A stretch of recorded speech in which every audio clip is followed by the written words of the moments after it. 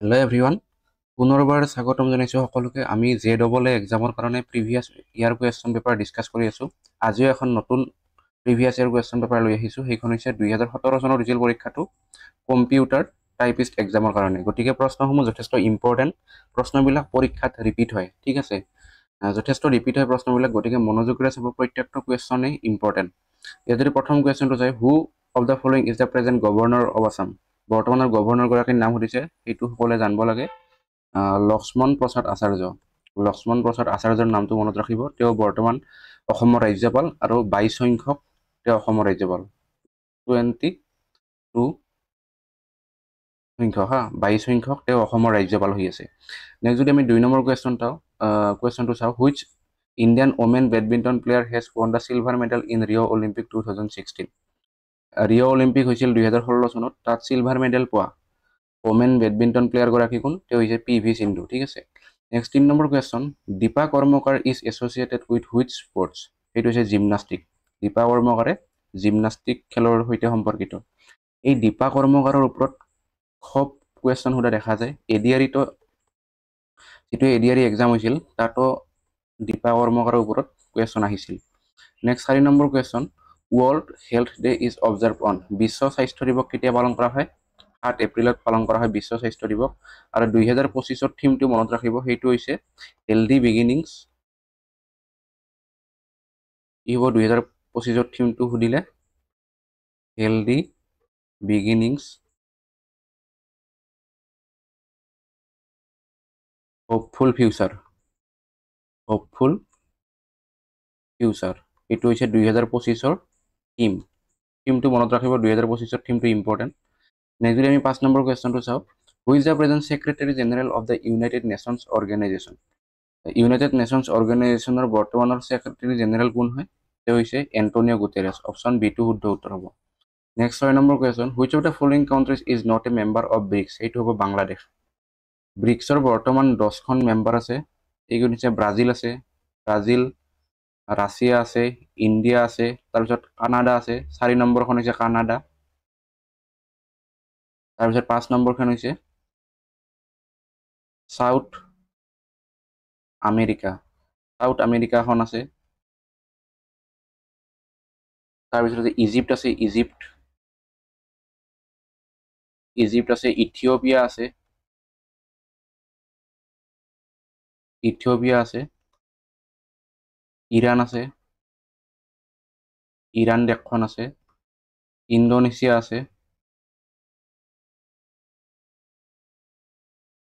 আৰু এখন আছে UAE, ইউনাইটেড আৰব ইমিৰেটছ। গতিকে এই 10খন কাণ্ট্ৰি ব্ৰিক্সৰ সদস্য হয়। আৰু যদি একেবাৰে লেটেষ্ট সদস্য ৰাষ্ট্ৰখন সোধে, সেইখন হ'ব ইণ্ডোনেছিয়া। ইণ্ডোনেছিয়াখন ব্ৰিক্সৰ একেবাৰে নতুন মেম্বাৰ, ঠিক আছে। নেক্সট যদি আমি 7 নম্বৰ কুৱেশ্যনটো চাওঁ, the Indian parliament consist of. Indian পাৰ্লিয়ামেণ্টটো কেনেদৰে প্ৰস্তুত হয়? সেইটো হৈছে প্ৰেচিডেণ্ট থাকে, লোকসভা আৰু ৰাজ্যসভা থাকে। গতিকে অপশ্যন চিটো শুদ্ধ উত্তৰ। নেক্সট 8 নম্বৰ question, who is the recipient of Nobel prize in literature for 2016? 2016ত নোবেল প্ৰাইজ কোনে পাইছিল লিটাৰেচাৰৰ ক্ষেত্ৰত? সেইটো হৈছে বব ডাইলান। এইটো মনত ৰাখিব, আৰু সুধিব পাৰে যে 2016 চনত কোনে পাইছিল। এইটো পৰীক্ষাটো 2017 চনত হৈছিল, সেইকাৰণে সুধিছিল। নেক্সট 9 নম্বৰ question, which of the following is the permanent headquarters of SAARC? চাৰ্কৰ হেডকোৱাৰ্টাৰ ক'ত আছে? সেইটো হৈছে কাঠমাণ্ডু, নেপালৰ কাঠমাণ্ডুত আছে। নেক্সট যদি আমি 10 নম্বৰ কুৱেশ্যনটো চাওঁ, who is popularly known as Frontier Gandhi? Frontier Gandhi হিচাপে কাক জনা যায়? খান আব্দুল গফুৰ খান। নেক্সট 11 নম্বৰ কুৱেশ্যন, GST। নেক্সট আমি 11 নম্বৰ যদি কুৱেশ্যনটো চাওঁ, যে GST is recently in the news, what GST stands for? GSTৰ সম্পূৰ্ণ ৰূপটো সুধিছে, সেইটো হ'ব goods and services tax. Option চিটো। নেক্সট 12 নম্বৰ question, the famous slogan Garibi Hatao remove poverty was launch during the. এইটো আমাৰ লঞ্চ কৰিছিল পঞ্চবাৰ্ষিক পৰিকল্পনা, 5th ইয়াৰ প্লেন, ঠিক আছে। 5th ইয়াৰ প্লেনত এই বস্তুটো লঞ্চ কৰা হৈছিল, গৰিবী হটাও। নেক্সট 13 নম্বৰ কুৱেশ্যন, নীতি ইন নীতি আয়োগ ষ্টেণ্ডছ ফৰ। নীতি আয়োগত এই নীতি শব্দটোৰ ফুল ফৰ্ম সুধিছে, সেইটো হৈছে national institution for transforming India. Option C. Next 14 নম্বৰ question, among the countries in the world India's rank in terms of area is. বিশ্বৰ দেশসমূহৰ ভিতৰত ভাৰতৰ স্থান কিমান মাটিকালি ভিত্তিত সেইটো হৈছে 7ম স্থানত আছে ভাৰতখন প্ৰথমত কোনখন দেশ আছে সেইখন হৈছে ৰাছিয়া একদম বিশ্বৰ আটাইতকৈ ডাঙৰ দেশ আৰু দ্বিতীয় স্থানত আছে কানাডা মনত ৰাখব কানাডা নেক্সট 15 নম্বৰ question the highest mountain peak in India is ভাৰতৰ আটাইতকৈ সৰ্বোচ্চ পৰ্বত শৃংগটো কি সেইটো হৈছে কাঞ্চনজংঘা নেক্সট 16 নম্বৰ question Donald Trump is the ডেছ president of United States of America এতিয়া চাব ডোনাল্ড ট্ৰাম্পে মুঠ 2বাৰ প্ৰেচিডেণ্ট হ'ল তেওঁ হৈছিল 45 সংখ্যক আছিল এবাৰ আৰু এবাৰ হলাক এই ৰিসেন্টলি 47 সংখ্যক গতিকে তেওঁ এই দুয়োটা টাৰ্ম তেওঁৰে আছিল 45th আৰু 47 ঠিক আছে ইয়াত কোৱেশ্চন হিচাপে প্ৰথমটো সুধিছে গতিকে অপচন বি টো শুদ্ধ উত্তৰ হ'ব আৰু মাজত যিগৰাকী এই 46th ৰৈ গ'ল 46 গৰাকী কোন আছিল তেওঁ আছিল জো বাইডেন আছিল 46 সংখ্যক next 17 number question the Assamese novel Miri Jiyori was written বাই মিৰি জীয়ৰী কোনে লিখিছিল ৰজনীকান্ত বৰদলৈ তাৰপিছত the earth rotates around its axis from পৃথিৱীয়ে কোনটো দিশত ঘূৰে সেইটো হ'ব পশ্চিমৰ পৰা পূবলৈ অপচন বি টো শুদ্ধ উত্তৰ next 19 number question the world's largest lake in বিশ্বৰ ভিতৰত আটাইতকৈ ডাঙৰ হ্ৰদটো কি সেইটো হৈছে কাস্পিয়ান চিটো শুদ্ধ উত্তৰ আৰু এই কাস্পিয়ান চিটো ইউৰোপ আৰু এছিয়া মহাদেশৰ মাজত আছে এইটো মনত ৰাখিব যে যিখন কাস্পিয়ান সাগৰ সেইখন কোন দুখন মহাদেশৰ মাজত আছে সেইটো সুধিব পাৰে ইউৰোপ আৰু এছিয়া শুদ্ধ উত্তৰ next 20 number question which state in India has the smallest land area ভাৰতৰ আটাইতকৈ সৰু ৰাজ্যখন কি সেইখন হৈছে গোৱা অপচন চি টো শুদ্ধ উত্তৰ নেক্সট 21 নম্বৰ question to be recognized as a national party a political party must be a recognized party in at least আমাৰ ৰাষ্ট্ৰীয় দল হিচাপে স্বীকৃতি পাবলৈ সেই দলটো মিনিমাম কিমানখন ৰাজ্যত স্বীকৃতিপ্ৰাপ্ত হ'ব লাগে 4খন ৰাজ্যত অপচন বি টো শুদ্ধ উত্তৰ 4খন ৰাজ্যত স্বীকৃতিপ্ৰাপ্ত এটা দল হ'ব লাগিব next 12 number question what is the maximum permissible time gap between the two sessions of the parliament in India সেইটো হৈছে 6 মাহ ঠিক আছে next 23 number question on which of the following date was the first international yoga day celebrated এইটো হ'ব 21 জুন 2015 চনৰ পৰা প্ৰথম ৰাষ্ট্ৰীয় যোগ দিৱস পালন কৰি অহা হৈছে ঠিক আছে প্ৰথমতে পালন কৰা হৈছিল 21 জুন 2015 নেক্সট 24 নম্বৰ question who is known as the father of local self government in India আৰু এই এটা বস্তু কৈ যাও এইখিনিতে যেটো আমাৰ 2025 চনৰ যেটো নেশ্যনেল য়োগা ডে অনুষ্ঠিত হৈ গ'ল 2025 চনৰ 21 জুনত হৈছিল তাৰ থিমটো কি আছিল থিমটো সুধিব পাৰে সেইটো মনত ৰাখিব থিমটো yoga for one earth one health কি হ'ব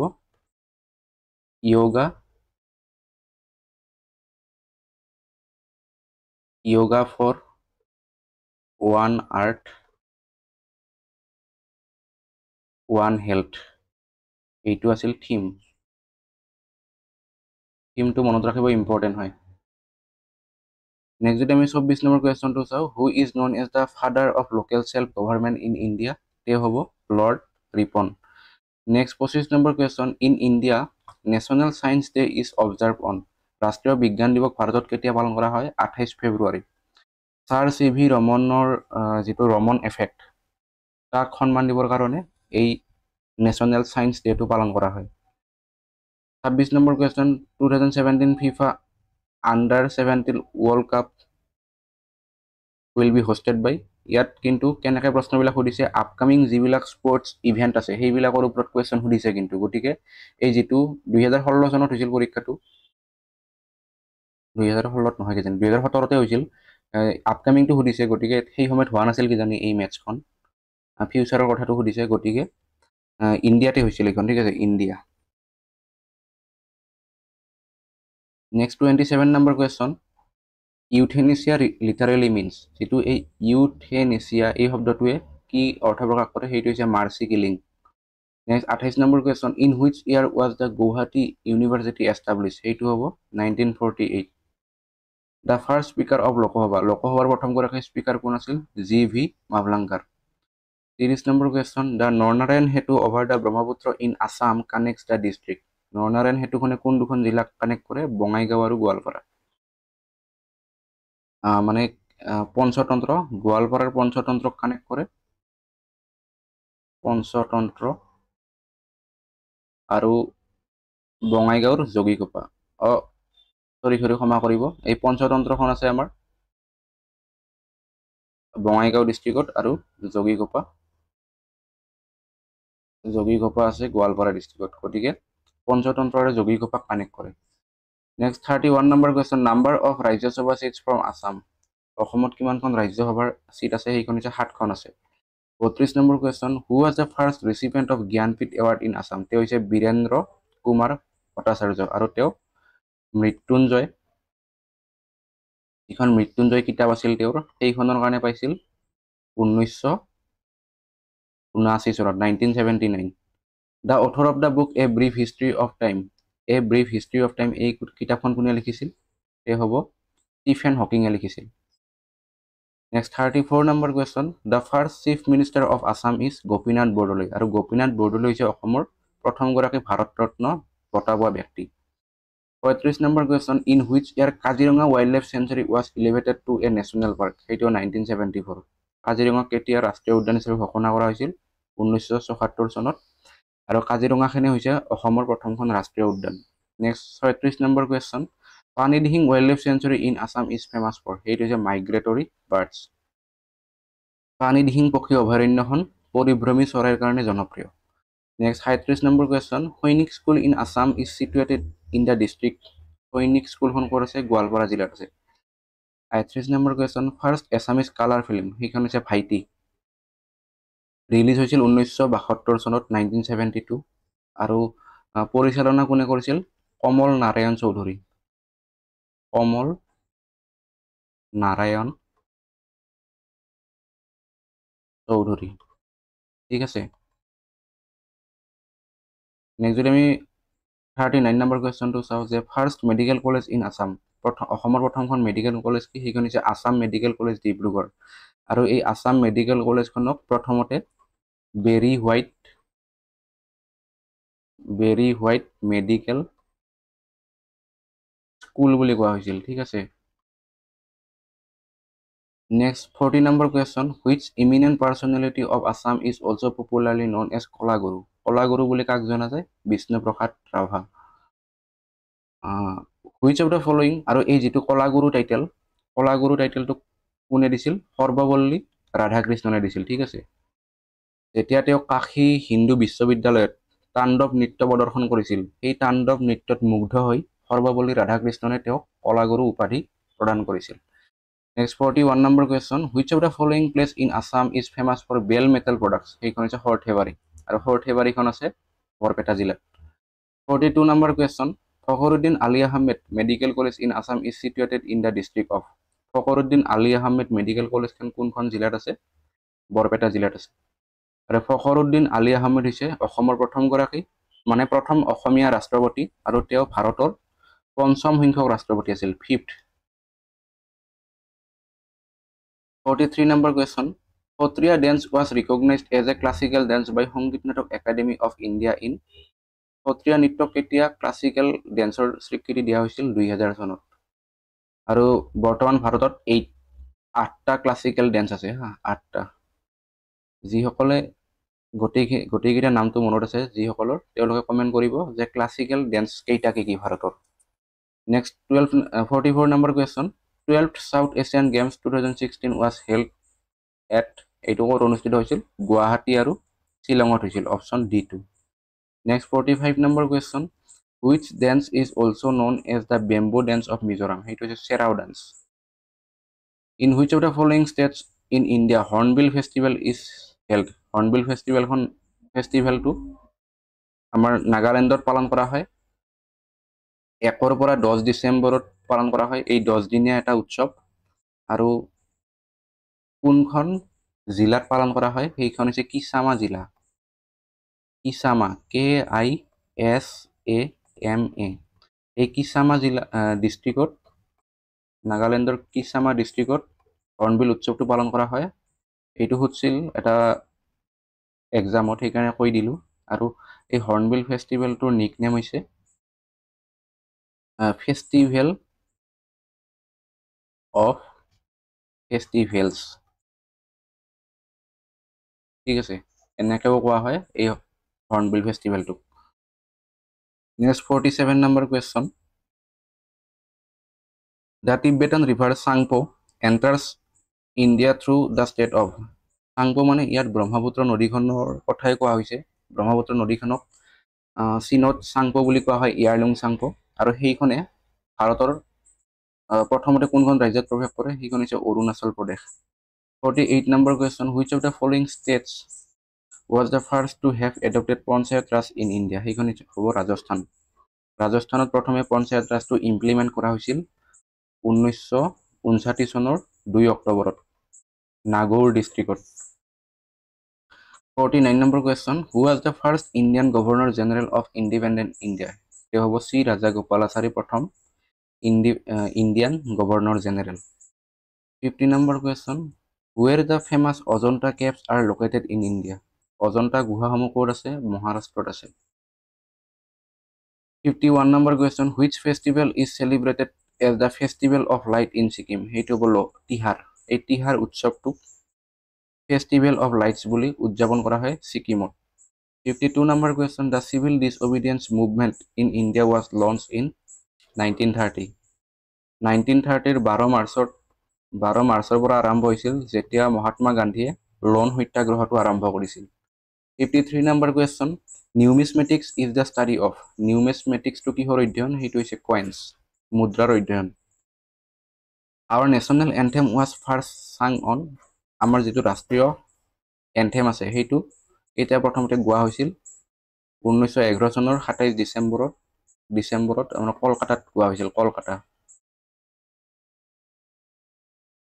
next 55 number question, light year is related to, light ইয়াৰটো হৈছে এটা ডিষ্টেঞ্চৰ একক, দূৰত্ব। In Microsoft Word Ctrl+X is used for, সেইটো হৈছে cut selected items. 57 number question, Ctrl+F2 shortcut is used for, সেইটো হৈছে page review. 58 number question, shortcut key to replace text is, সেইটো হ'ব Ctrl+H। On an Excel sheet the active cell is indicated by, সেইটো হ'ব এ dark white border. The move of the beginning of a line of text press the dash key, সেইটো হ'ব home কি। Option এটো শুদ্ধ উত্তৰ। গতিকে এই প্ৰশ্নখনত টোটেল 60টা জিকে আহিছিল, কম্পিউটাৰৰ জিকেও আছিল আৰু আমাৰ জেনেৰেল যিটো জিকে সেইটোও আছিল। গতিকে ইয়াৰ পাছত আমি ৰিজনিং, ইংলিছ, মেথছ এইখিনি লৈ আহিম। প্ৰথমতে আমি জিকেখিনি শেষ কৰিম, বেছি কুৱেশ্যন পেপাৰ নাই আৰু কেইখনমান আছে, এইখিনি শেষ হ'লে আমি ৰিজনিং আৰু জিকে আৰু ইংলিছখিনি ষ্টাৰ্ট কৰিম, ঠিক আছে। গতিকে আজিলৈ এইখিনি আছিল, যদি ভিডিঅ'টো ভাল পায় লাইক কৰিব, ধন্যবাদ।